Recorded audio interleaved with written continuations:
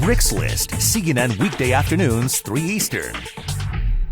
A fourth complaint has just been filed, and I want you to go ahead and bring us up to date if you possibly could on this. Well, it's state court in DeKalb County, of course, right here in Georgia. But what's interesting about this fourth case that's come forward, and the young man's been identified as 22-year-old Spencer LeGrand, as I take a look at my notes here.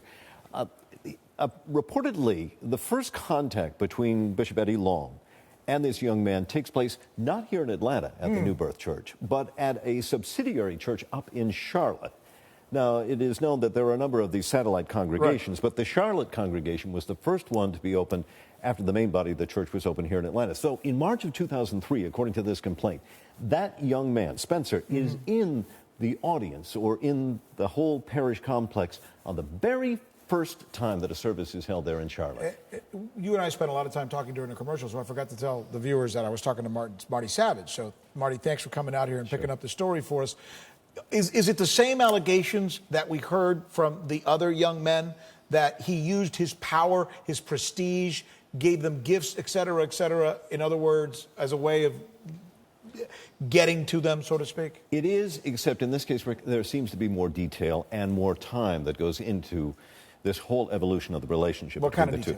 Well, it starts off, again, the sexual intimate contact begins at the age of 17. Always important to note that, at least in the state of Georgia, age of consent is 16, so criminally cannot be prosecuted. An adult can have sex with a teenager as long as that teenager is over 16 years of age. And it turns out And it's not a crime. No, not in the state of unethical, Georgia. obviously, but not a crime. So in July of 2005, when the young man, Spencer, turned 17, he gets invited by Bishop Long to go on his first trip. They go to Africa. They go to Kenya. And it is an 8-day trip. And it is during that trip that this young man, LeGrand, maintains that that's when Bishop Long makes his first sexual overtures, and that they sleep together for 8 nights during the whole trip, and that there is sexual intimate contact, that there are gifts, there are shopping sprees. And then after that, there come 2 more trips to Africa in 2006. This time, the young man is introduced by Bishop Long to Winnie Mandela. So, again, trying to show that these young men... He's a powerful guy. ...are being introduced to all sorts of celebrities or government leaders as a result of being with Bishop Long.